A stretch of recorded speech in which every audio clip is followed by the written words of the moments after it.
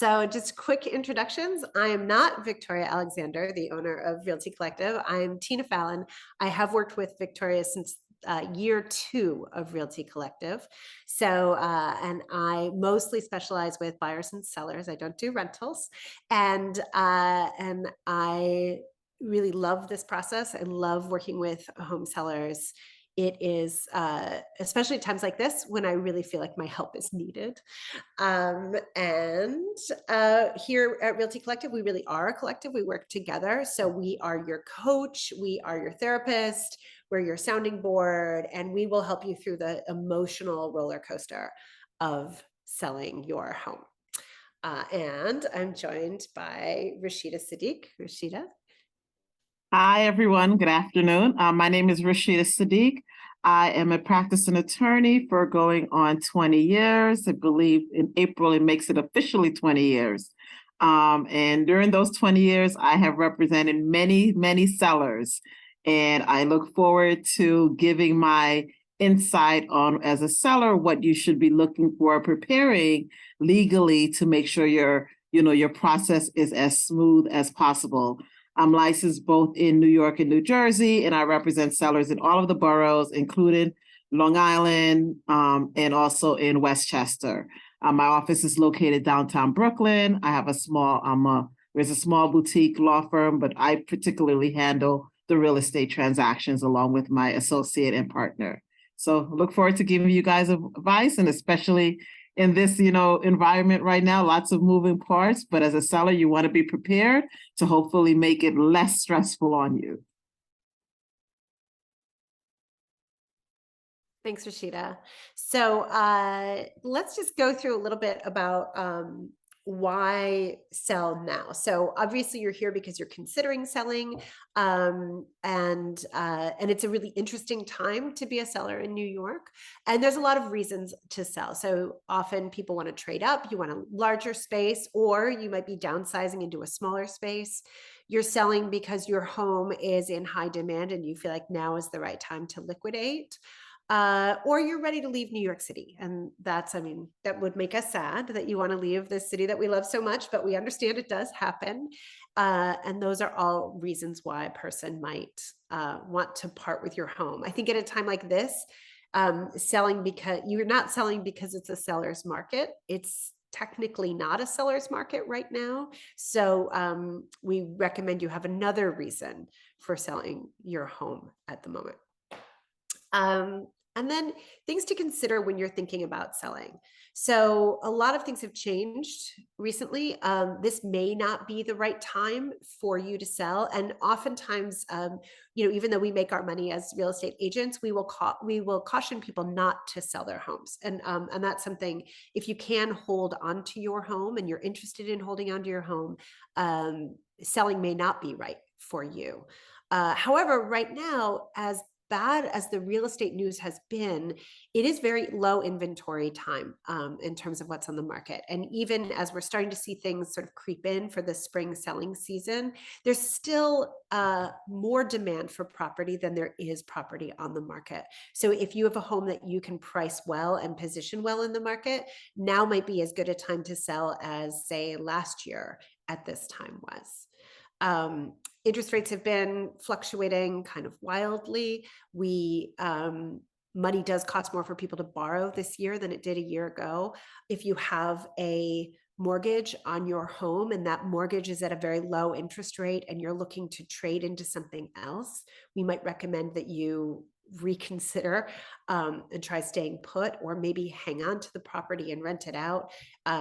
There's a break-even horizon that we always caution people about. So how long do you need to hold your home before it makes sense financially to sell? And now keep in mind, some people just have to sell and it doesn't matter what the timing is. But if you can hold on until you reach that break-even point, it's usually about 5 years of home ownership, maybe 6, maybe 7, but buying a home and selling a home are expensive things to do in New York. So even if your property has risen in value 20%, your closing costs will eat away at that. And if you're trying to trade into something else, high interest rates are also going to eat into what it is that your purchasing power moving from this to something else.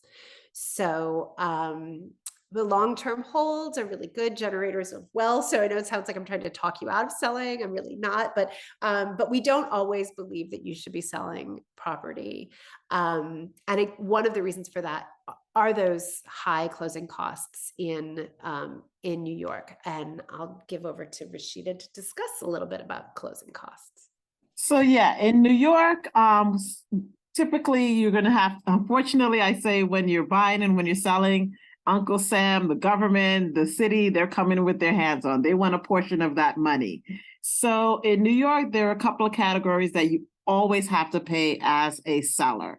First is the New York City transfer tax if your property is located within the boroughs. If it's in Long Island or Westchester, then the New York City transfer tax doesn't apply.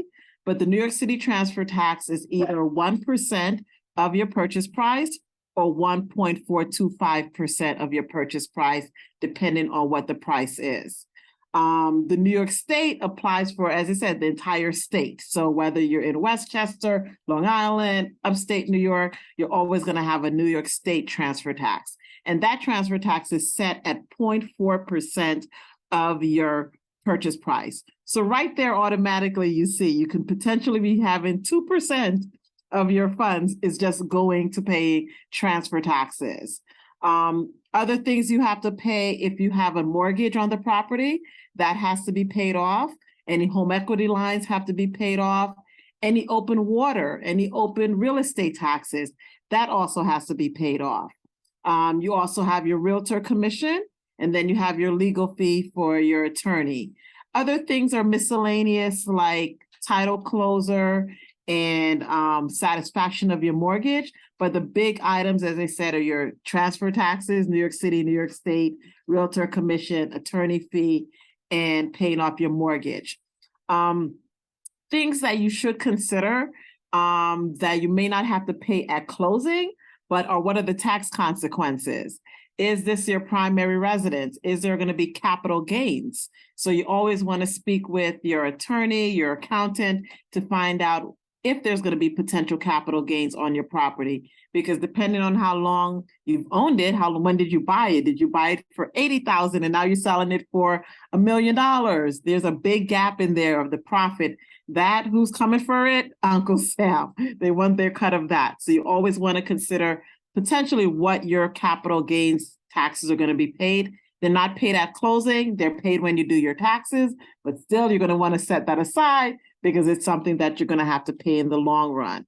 And there's things that you can do, and there's exceptions that you can take if it's your primary residence. So you want to have that discussion with your attorney and with your accountant to see if anything can be, obviously mitigated to lower that capital gains that you potentially may have as well. Okay, so if we haven't talked you out of selling yet, we can keep talking. So I think the next piece we have is your property what buyers are looking for right now? So we have a lot of different post-COVID changes in terms of what it is that people are looking for in New York City. We have a lot of people who are looking for larger properties than they had been in previously, in part because we still have a lot of people working from home. And outdoor space became something that people prized even more than they had previously in New York, that sort of private outdoor space is something that people are really willing to pay for. And another thing that has changed is that there are fewer people who are looking for a fixer-upper. I will say this is changing a little bit as interest rates go up and people are looking for where they can save. So if you have a fixer-upper and it's well priced, you'll find a buyer for that more easily than you would have a year ago, let's say, when money was cheap and people would rather buy something that was renovated. That said, a lot of people are still looking for turnkey renovated homes where they're not going to have to worry about engaging a contractor because of all the nightmares they've heard about how hard it is to find a contractor to do work. So those are all things that are factors in terms of what people are looking for. Neighborhood is always going to be a factor. So, but there is a buyer for just about every property out there. So even if you have something that you think might be a bit of an ugly duckling or hard to sell, there's always a way to position it so that you can find the buyer who's looking for that. Remember, you only need to find one buyer. and you only have one home to sell. So finding that person is why you pay a real estate agent so much money at closing. So school performance is something that we can't necessarily talk about explicitly with buyers, but school districts are always a factor for buyers, particularly in larger homes that have multiple bedrooms that are, you know, sized for a larger family. And then if you've got a house that you feel we can market, the next question is really, have you held your property long enough? And we got into that a little bit in terms of the break-even horizon. Is it a good time for you to sell with regards to your own personal financial gains? So I think we do have another slide for that piece, right? Taking into consideration all of these bullet points that Rashidah just went over because she's on it. And looking at all of those potential fees. Yeah. And that's something that I think is really important for you to consider prior to putting your home on the market. This process can move quite quickly once your property is listed. And so understanding all of the implications ahead of time is it's worth putting in the work now, even if you're not thinking about selling for another couple of years. Just getting your head around all of this is really helpful to do in advance. And I think, yeah, one of the things I didn't mention, because I was talking more about like a co-op, for a house, was if you're a co-op seller, there is some of those buildings that have flip taxes, which is another, dependent on the co-op, which is another part of your closing costs. So just getting that upfront information, contacting the management company, what are your closing fees that we're going to have to owe to the co-op if I sell my unit? If it's a condominium, sometimes condos have certain fees as well in the process. So you want to start working on that. I know we have on that on the screen 1031 exchanges. That's a little bit, I would say, that can be a whole hour topic on itself. But if you are selling and it's maybe a 2-family or a 3-family and you have a tenant, you've been renting that, so you can consider it part, residential, part investment property for your tax consequences. So there's things that you plan on buying something else, which is another maybe investment property or 2-family or 3-family. You want to try to save on that capital gains that I mentioned briefly. It's called a 1031 exchange, which is a way for a seller to sell one investment property, purchase another investment property, and defer that capital gains that you have to pay. And as I said, there's ways where you can structure it, even if it's part your primary residence, and once again, part as renting a rental unit or something like that. Yeah, and it is, Rashidah could do an entire hour on it.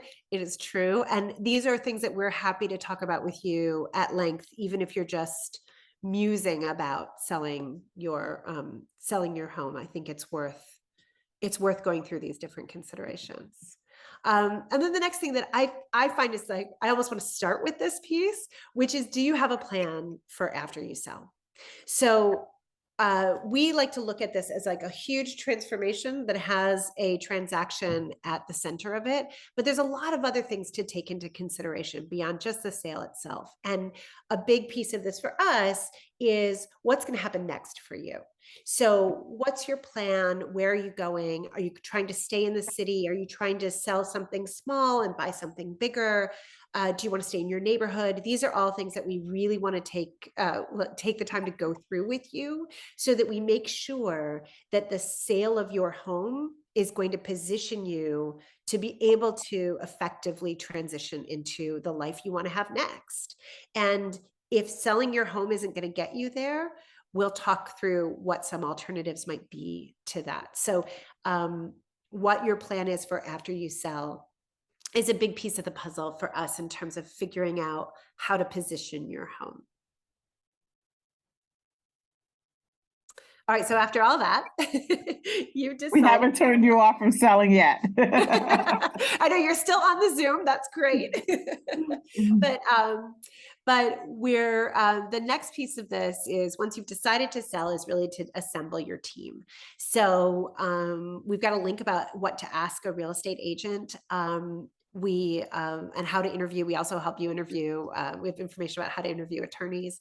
Obviously, we would love it if you would work with us, but there's a lot of questions you need to ask in order to get an agent and an attorney who you feel are best suited for your needs.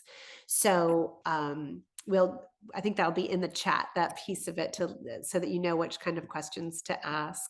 But I think a really important piece of it is that for this intense period of your life, you're going to be talking to your attorney a lot. You're going to be talking to your real estate agent a lot. And you need to feel comfortable with those people. And they need to be able to communicate with you in a way that is effective for you. If you're a person who only communicates via text and you have an attorney who only communicates via email, you maybe want to keep looking for another attorney, or you need to learn how to use email.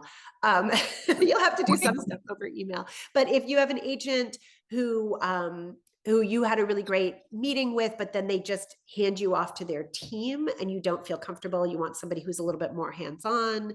Those are all things that I think you deserve to have somebody who can work with you. There's a ton of real estate agents in New York City, and you can find the one that's right for you. Things to ask, what days are you feet? Exactly. So we have a whole thing. And but another piece of this is figuring out if this person is the right person to market your home. So sometimes that comes down to somebody who has sold a lot in your building, for example. So there are people who are agents who are really familiar with your specific type of property. There's somebody who's really great in your neighborhood, or there's somebody who you feel has the kind of buyer clients who you're looking for. So all of these are things that you need to be asking about, and you should feel comfortable that this is the right person for you. Obviously, all real estate agents are going to effectively do the same thing for you. It's our job to market your home and then to negotiate and help you close a deal. So everybody who's a member of the MLS, or REBNY, the Real Estate Board of New York, is going to be able to reach the same audience. How they do that is really something that you get to choose. So our considerations, right? So people who understand your neighborhood, you may enjoy working with a small company. Our company is incredibly small. Some people like working with a boutique firm. Some people want to work with a bigger firm. So it's do you want to order something from Etsy, or do you want to get it from Amazon? Do you feel more comfortable using, a really personalized service? Is it something where you want to have a very close relationship with somebody, or do you want to be a little bit more hands-off? Those are all, there's a real estate agent for every kind of seller. And we have the list there to help you find the ones who best suit you. And then really important is that you speak to your real estate attorneys before you put your home on the market. So I'll hand that over to Rashidah, but it's as important as finding a good real estate agent is finding a good real estate attorney. So definitely some of the things that I always like it when a client, if you're looking to sell your property, or speak to me in the beginning, or speak to your attorney in the beginning, because your attorney can start preparing you on what you need to get together as far as documents. Especially if you had the property for a long time, because you may not have the closing package from when you purchased the property, or maybe you inherited the property, or maybe there was you were added to the property. So you want to kind of start getting those documents together, because that also helps when it gets to the point of selling, what your attorney is going to need to make sure that it's properly shown how everything had happened with the property. So I always tell clients, if put together, if you have that closing package, if there's a copy of your deed, not as much important, because your attorney can always pull up the deed depending on which county your property is. But if you have what we call as a title policy from when you purchase the property, it's different than your homeowner's policy. And a lot of people disregard it. It's like a 7-page document that you probably got and never looked at it again. But it's very important, because if there's a mortgage on the property or something that comes up that may have not been taken care of, at your closing, that policy basically it speeds up the time in order to clear it. Other things that you may want to do. Have you done any alterations? Have you, if it's a co-op or a condo or a house, did you, do plumbing? Did you add, did you combine units or any type of structural work and you had to get a contractor? That contractor may have done everything and sometimes they forget to do that last document with the Department of Buildings and there's an open permit on your property. So this is an opportunity for you to kind of do a quick search or have your attorney look up the property, look up to see if there's any open permits, look up to see if there's a certificate of occupancy for your property. Some of this you may have had when you purchased it, but some of that you may not, especially if you had it for such a long time. Things may have happened from when you purchased it to when you're selling. So looking up if there's been violations. Sometimes there's a garbage, the garbage, you got a ticket for garbage because it was put out on the last day. Now there's an ECB violation or the neighbor put the garbage in front of your house and that caused a violation. These things come up as well. Also, have you paid your taxes? Sometimes there's a tax lien that may be on your property. So all of these things, your real estate taxes, water, you want to start kind of seeing what the legal framework of what's going on with your property, because once again, the more you kind of know in the beginning, the easier it is once you get into contract to get you to that closing date without having it delay the closing, because now you're trying to clear up a lot of these items that you just discovered when you're in contract. So survey, owner's policy, definitely put those together. If you're looking to sell and it's a condo or a co-op, get your building documents, your offering plan, your financials for the last 2 years, house rules. Contact the management company to get those so you can give that to your realtor. So they'll have it handy for when you start the process as well. So you're not scrambling and losing days trying to get important documents that you may need. And also about that too, is that if there is something that's a kind of that you can't cure yourself, if there's a problem, we're working with sellers right now in a building that has a lot of open violations in it. It is actually possible to sell a home with open violations on the building. You just need to be very clear with the buyers and you need to find a lender who's willing to sell on it. So there are workarounds. If there's a problem that you feel you can't solve, talk to us because we've seen it all. And if you don't know where to begin, you don't know how to reach your management company, or you don't know how to research those documents, you can come to your real estate agent and we will help you get started on that process so that we can, and the sooner you come to us, the better, in terms of going through all of that. We don't want you to be unpleasantly surprised, especially if you've already accepted an offer from somebody and then you find out, oh gosh, there's this bigger bill that is due. And when I pay that, I'm not going to have enough money left to purchase the home that I have an accepted offer on or something like that. So it's much better to do all of this homework ahead of time if you can. And if we have to do it at the last minute, we'll do it at the last minute, but it's easier to do it before time. Next, I do want to just talk about staging. So getting your home ready to sell.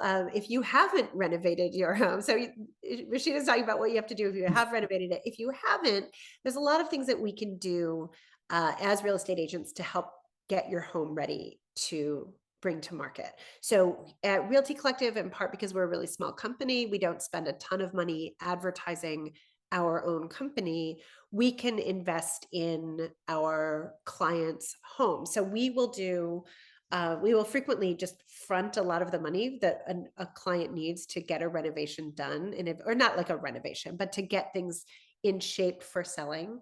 And then we can wait until closing to be reimbursed by our clients for that. We also have our own staging furniture and staging materials. So that's something that we can provide for our clients that no matter who you're working with, we recommend that you have somebody come in and really go through and prep the home for sale. So sometimes that means taking furniture out. Sometimes it just means decluttering. Sometimes it means replacing your broken washer dryer. Sometimes it can be, so it depends on the home, but it really is important to do that and to do it for real so that when people show up, the photographs that they've been obsessing over online look like the home itself. So this is a reason we don't like doing virtual staging. We find that virtual staging is confusing for buyers and can increase the amount of time that your home spends on the market. And time on market, the increase in time on market directly impacts the price at which you'll be able to sell your home. So we'd rather spend all that time in the advance, getting it ready to sell, having beautiful photographs that look like your beautiful home, rather than having people show up and say, why doesn't this look like a West Elm catalog, the way the virtually staged photographs do. So then let's get into soliciting buyers. So one of the ways that we work kind of backwards. So we have identify kind of who your buyer, like your kind of dream buyer is. And a lot of that is based on the type of home you have. You know, if you're selling a studio apartment, chances are of, you know, you're not going to find a family of 6 is probably not going to be moving into your apartment. Although if they want to, that is their legal right. But oftentimes the people who are buying your home are you know, a few years ago, but plus more money. So we find that that homes really attract a buyer who is oftentimes shares a sensibility with the seller. And so you're looking for, if you're somebody who is in a top floor walk-up apartment, that's going to appeal to a different buyer than an elevator building might. And so we're always looking for who your buyer is, and we definitely want to be telling a story that is going to attract those buyers. So and we want everything that is part of the listing to tell a consistent story. So from our staging all the way through to the copy and then all of our marketing, we want to make sure that when people show up at your home, they're not unpleasantly surprised by what they find there. We want everything to be really coherent in terms of what we present to people, and that includes pricing. So we don't want to overprice a home. We also don't want to underprice a home. So if you underprice something, you'll be missing buyers. If you overprice it, you'll wait to find your right people. So we want to make sure that we have a story that we can tell that is consistent from beginning to end, and that we're the right brokers to sell that story to the public. I already gave you my note on staging, so we can skip right past that. And let's get into when you get your offer. So if we've done everything well, we've marketed it right, we've even in a tough market like the market that we've been in, a properly priced home will receive offers within the first 2 weeks on market. That is really our job, to be able to navigate what the market is and make sure that we can drop your home into the market at a time when you'll get the right price for it. So you're going to get offers. And considering your offers is a really hard part of your job as a seller, because it can be, you want the highest number, obviously, but sometimes the highest number is not the best offer. So sometimes the first offer comes in and then you think, oh, somebody offered me my asking price after the first open house, we must have underpriced it. That's not the case. The person who offers you, who's the first offer, is sometimes the best offer you're going to get, because that's somebody who's an educated buyer, who's been in the market, who may have missed out on a couple of other things, who understands the value of your home and is willing to pay you that. So sometimes it'll feel like, oh gosh, I got a really good offer. Did we underprice? Most often it just means you've priced it really well. And then, what kind of a buyer is that buyer? Is it somebody who's willing to move quickly? Sometimes people will offer a higher number and then they just disappear. As with everything else in this process, time is really the deal killer. So making sure you have all of your paperwork ready to go, all the building documents that Rashidah was talking about, if you're selling in a condo or a co-op, your survey, your title, all of that. We definitely want to have that ahead of time, so that there's nothing to slow down the process when you're considering offers, selecting an offer, and then we send out deal sheets. So when we send out deal sheets, the real estate agents send them out. It says these are the terms that the buyer and seller have agreed to, and we send those to the attorneys. And then it goes over to Rashidah. This is typically where we come in. You may have spoken to your attorney several months before, maybe a couple of weeks or a couple of days, say, hey, I'm probably going to have an accepted offer now. The realtor is going to be negotiating it, and you should get a deal sheet. That deal sheet is what your attorney needs to prepare the draft contract of sale. Whether it's a house, a condo, a co-op, it's basically going to have the accepted purchase price, whether the buyer is getting a mortgage, whether there's things that are going to be excluded because you love this family heirloom that's a chandelier, so you're taking that, or you're including the bedroom furniture, or there's a longer closing date. So it says on or about, standard is 60 days, but you may have negotiated, I need to stay here for 90, 120 days. So I don't want to close until the fall. So these type of negotiating that your great realtor did in the beginning is all on that deal sheet. And now we can prepare that draft contract. That draft contract is then sent over to the buyer's attorney. If it's a house, they review it, the buyer does their inspection, send back comments to your attorney. Your attorney will go over it with you before the contract is actually finalized. If it's a co-op or a condo, the contract goes out, but then that also the buyer side attorney has to do due diligence. And that's why it's important that you have those offering plan, the financials, you've given that to your realtor, because they need those documents to start their review of the building, whether it's a co-op or a condo. Things that your attorney may need from you to just verify some of the information on that deal sheet is the latest mortgage statement that you have for your loan, or your latest maintenance statement. Because sometimes, depending on when you gave the information to your realtor, hey, you may have given it to them in November or December, and now it's January and you just had a maintenance increase. So that maintenance that you may have put on the initial listing may have changed in the last 2 weeks because you just had this increase. So always, give your attorney a copy of your latest maintenance statement, your latest common charge statement, so they know what your actual maintenance and common charge, if it's a co-op or a condo.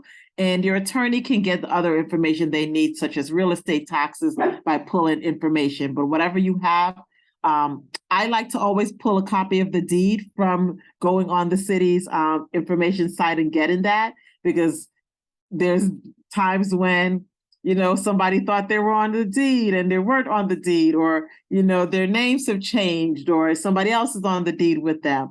Or if you have a co-op, you want to give your attorney a copy of your stock certificate. Your bank may have the original, but you should have a copy of it to show exactly how your name appears on that stock certificate, because maybe you were married at the time and now you're divorced. So maybe you weren't married and now you're married, so your names have changed.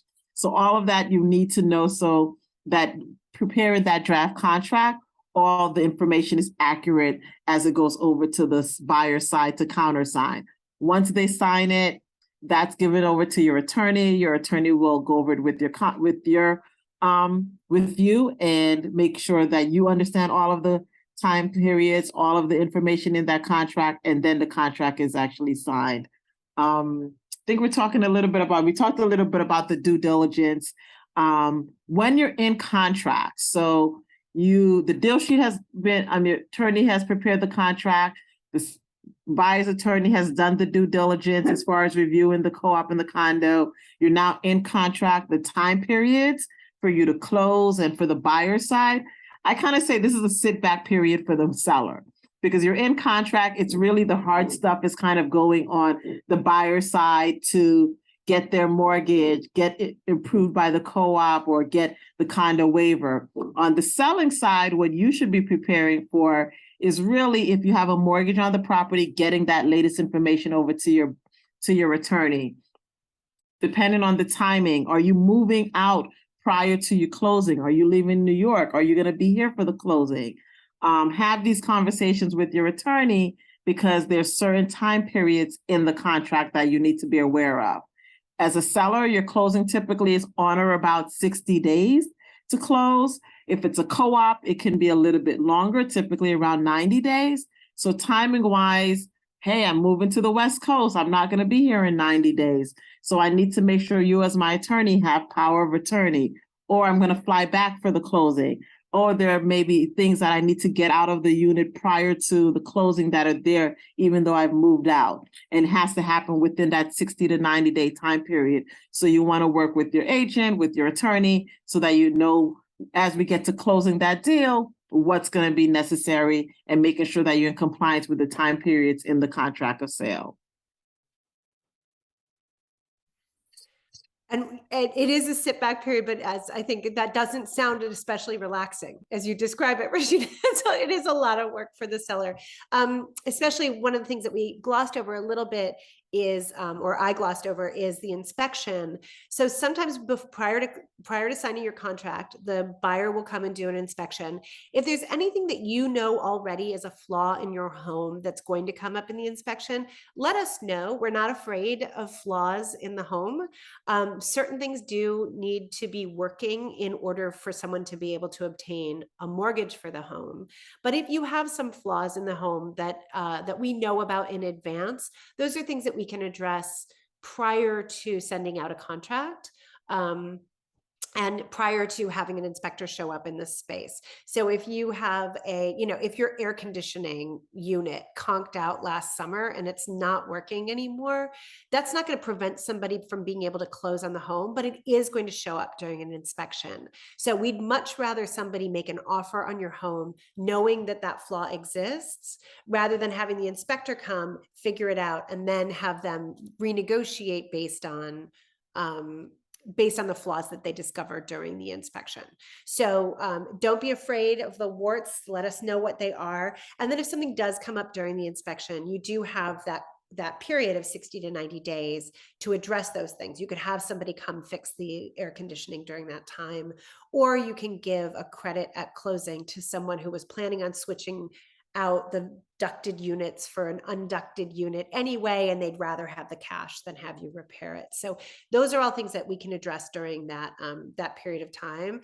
But regardless, those items will get written into the contract, and when we do a final walkthrough with the buyer, the home needs to be in the condition that has been agreed upon and specified in the contract. So if you said you were going to fix something and you didn't fix it, please let us know as soon as possible so that we can address that prior to the final walkthrough, because the final walkthrough is generally within 24 hours of the closing. And at that point, it starts to be complicated to address those issues prior to closing.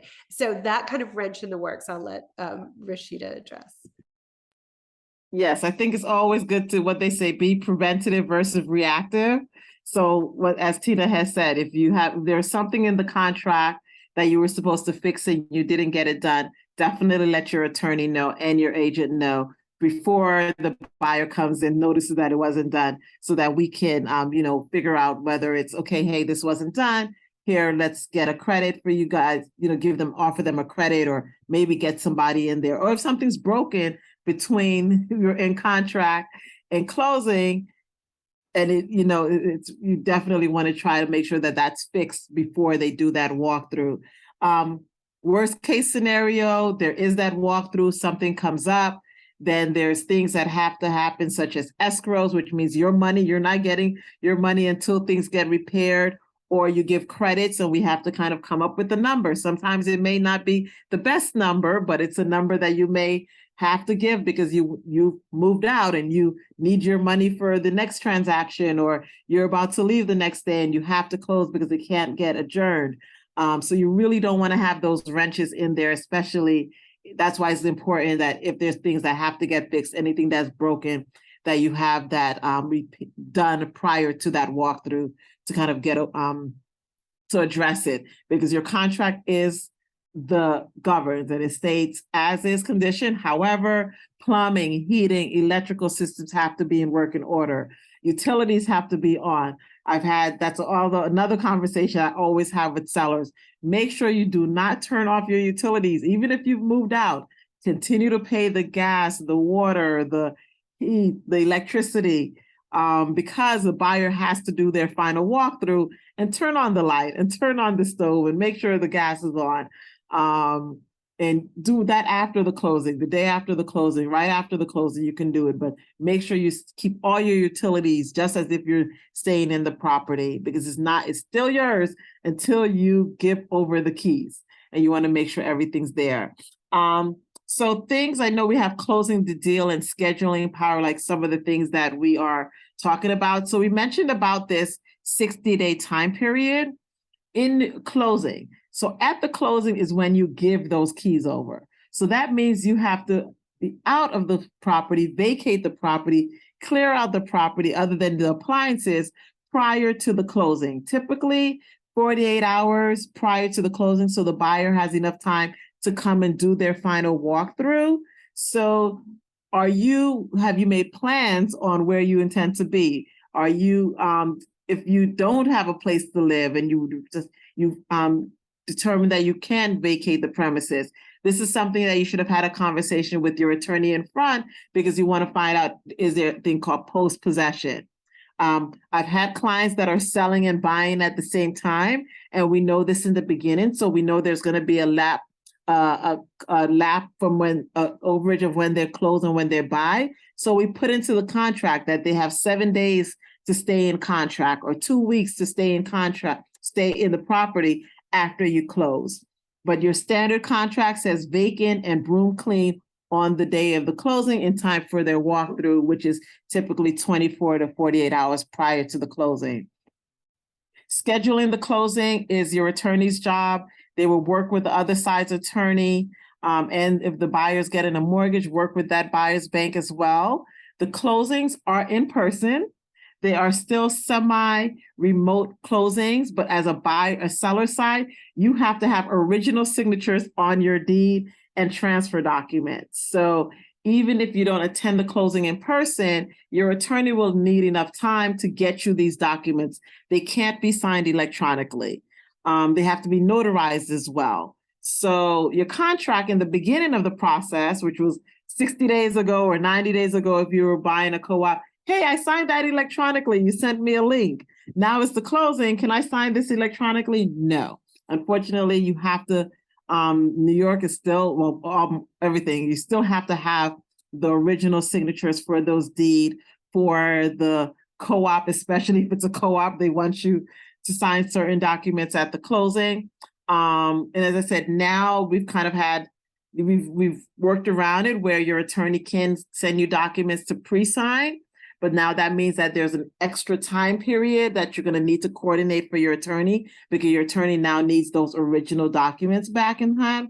Like I have a closing on Monday. The executor of the estate is in California. So we're getting all of the documents as of today, sending it to him with sticky pads where it has to be notarized, where it has to be signed. And then he has to get me the originals.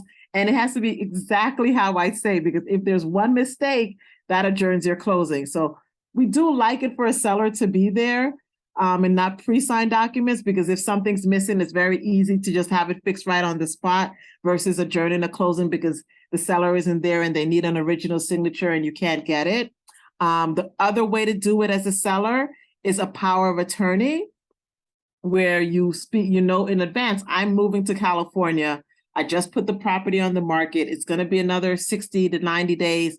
Meet with your attorney. You can give your attorney power of attorney. So at the closing, they can sign all the documents on your behalf. So there's different ways to actually have the closing if you cannot be at the closing in person yourself. But it's always about preparing for that and making sure that you have communication with your attorney. And one thing I think about this is that if you do know heading into your sale process that you're going to have particular needs, right? You can't afford to put a dime into this property until you have the money from your closing. All of those things are things that we've dealt with everything over time, and we're here to help solve those problems. So, and one of the things that you can do is if we have sellers right now who we know can't actually vacate their property until September. And we're still debating right now, should we put their place on the market during the spring when there's more eyeballs on it, or should we wait? And we can be very clear with all buyers, they will not be vacating until September. So if you want to close and rent back to them, they're fine with that. If you want to have an extended contract period, they're going to be fine with that. And so we can, as long as we're transparent with everybody, we can narrow the pool of buyers to viable buyers who can close in a way that makes your life easier. There's not only one way to do this. There's certain things that we have to do, but you get to decide as the seller, to a certain extent, what kind of an experience you want to have. And we can tailor, we as agents can tailor the process to fit your needs. So don't let anybody tell you, oh, you have to sell in the spring, or you have to do this, or you have to do that. There's always a bespoke way to set up the sale of your home so that it's something that is incredibly stressful and emotional doesn't also have to be, doesn't also have to upend your life in ways that we can actually control for. So that, I think, is just about it. We do have some additional resources on our website, and all of our buying and selling videos are on YouTube as well. But I think we do have time now. We kind of whizzed through that, to take your questions if you have any you want to put into the chat. We can also, if you like, keep going about things that we're seeing very specifically in the market right now, particularly in the past couple of weeks with what's been happening in the banking industry. If that's something that people want to hear about. So I think this is, I mean, you're reading the news about this and thinking, how does this affect me as a homeowner? How does this affect me as a seller?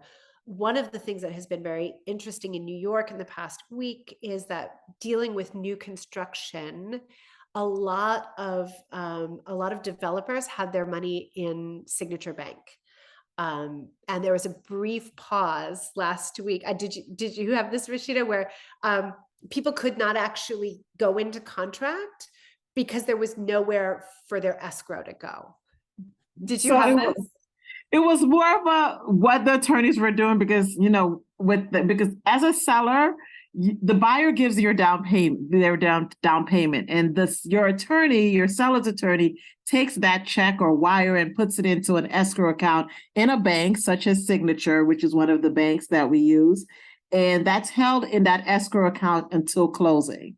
And then it gets turned to you. So buyers obviously are like, wait, Signature Bank was one of the banks that had the issue. What's going on with this escrow account? Or developers that had down payments for buyers, they had to, are we switching banks? Are we getting another bank to hold these escrows?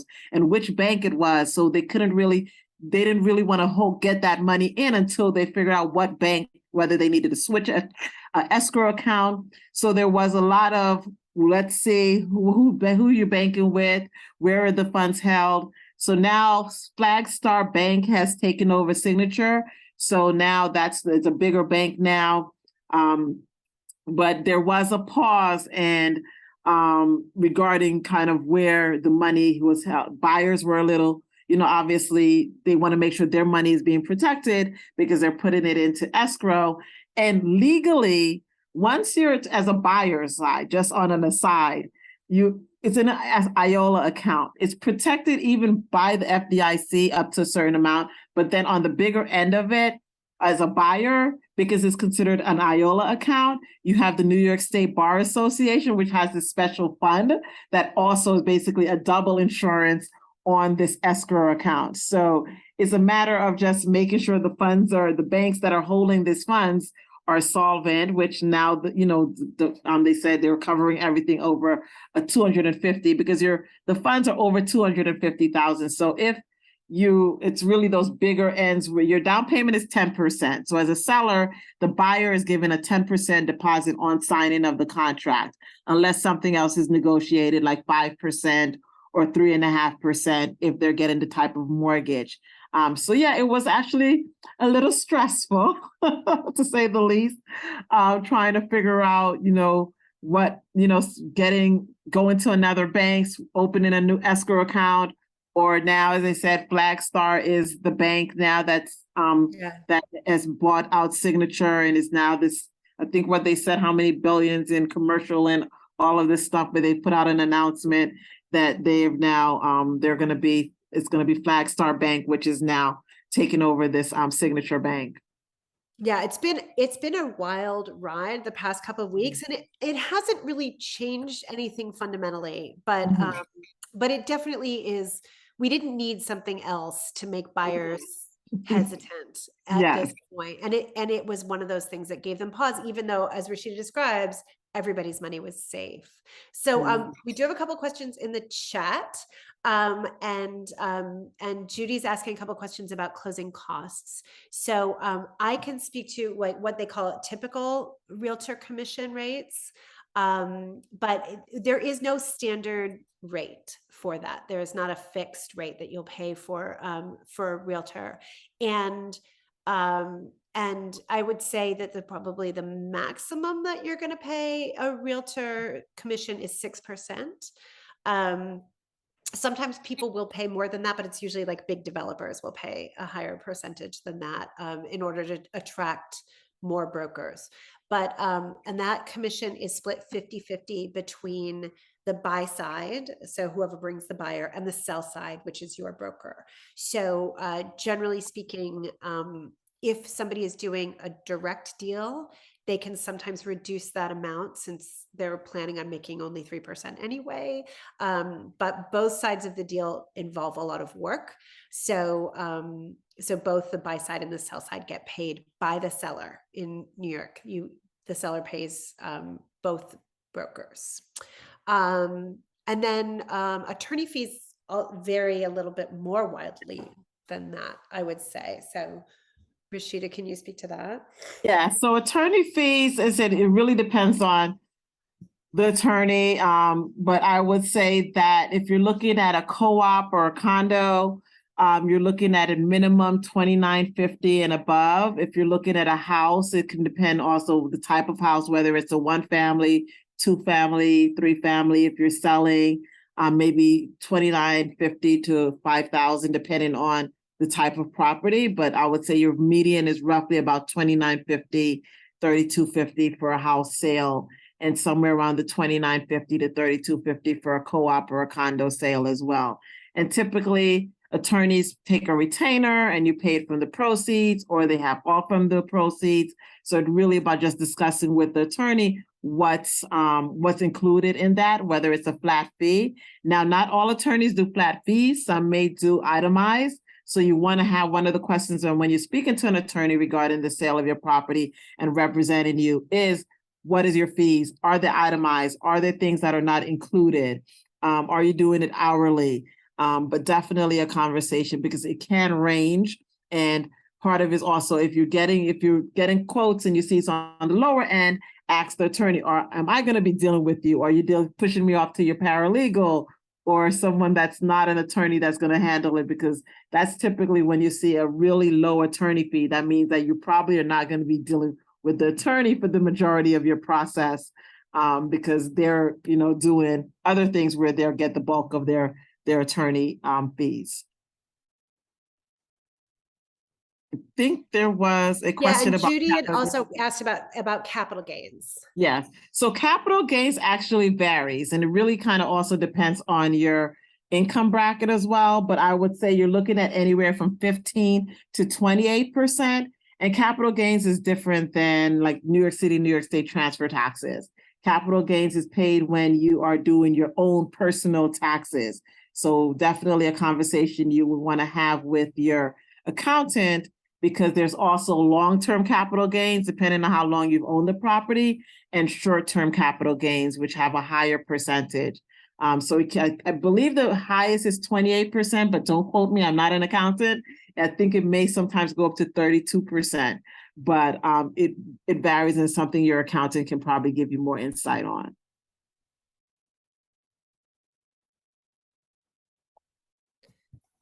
And that's, I think also if you're planning on purchasing, if you're planning on taking the proceeds from this sale and purchasing another investment property, that's where we get into the 1031 tax exchange that that Rashidah was speaking of earlier. And there's also some other places where you know, can get complicated. And I'm obviously not an accountant or an attorney, but there may be other places where you can shift those funds, other investments that you can do with those funds that can help defer the tax payment, if not avoid the tax payment.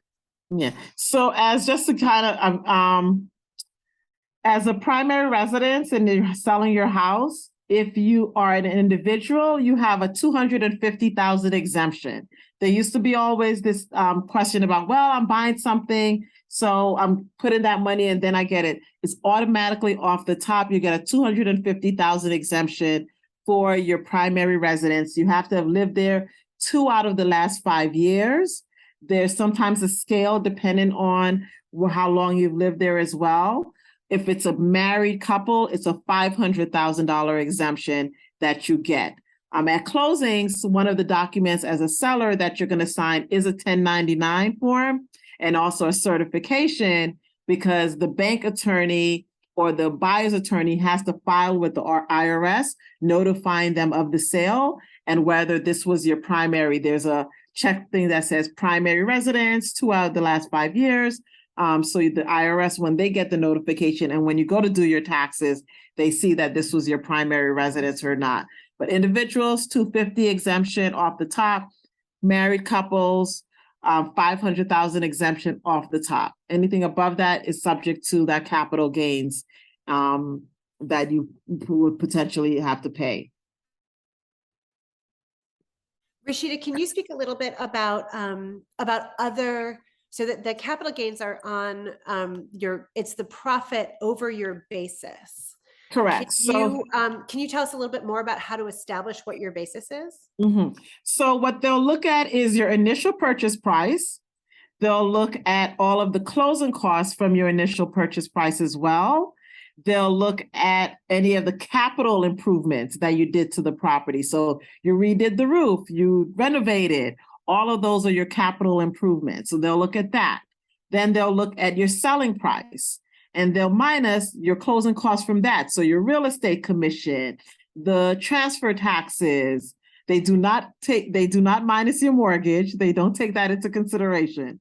But it's really your closing costs from your sale, your sales price, your purchase price, your original purchase price, the closing costs from your purchase, and your capital improvements. And then they come up with that number and say, well, this is what your profit is, and this is what we're going to base your capital gains on. There's a little bit more of like depreciation if you use it for, investment, stuff like that. But once again, that's a little bit more for an accountant, but that's something that they also take into consideration. That is a little bit more complicated, but just to give you kind of a standard: purchase price, closing costs, capital improvements, selling price, closing costs. And that's how you get your baseline kind of what's subject to the capital gains. And then just to complicate things, if you live in, as many New Yorkers do, as I do, if you live in I own a 2-family home. And so portion of it is my primary residence. And then the other portion of it is an investment property. So just to keep all of the accountants employed forever, that does also further complicate things. If it's 100% an investment property, something that you've rented out, versus something that you live in a portion of it. Always keep I say one thing, as you start selling and you start shredding documents and things like that, keep the documents from when you refinance. If you refinance, keep the documents from when you purchase the property, have those handy in a little file, scan them, put it on your computer. Don't get rid of them until after you do your taxes the next year with your accountant, because they're going to need all of that. Now nobody's ever going to sell because it's just such a bother. But this is why I think it's really important to have a good team of people who you feel comfortable with, because we get it, it's a pretty intimate relationship, the relationship between your attorney, your broker, and you when you're going through this process. And you definitely want to be working with somebody who you feel you can trust, and who you feel comfortable being honest with, because everything's going to come out eventually. So the sooner that we all, share our stories with each other, the sooner we can get on to crafting a deal structure that gets you where you want to go. Does anybody have any other questions? All right, it's only 6 o'clock. We can keep going to 6:30 if you want to. But I think if nobody has any other questions, please feel free to reach out to us directly. You'll be getting all of our personal contact information, and we look forward to being helpful to you if that's possible. Thank you, everyone. Thanks, and I'll talk to you soon, Rashidah. Yes. Okay. Bye. Have a good one.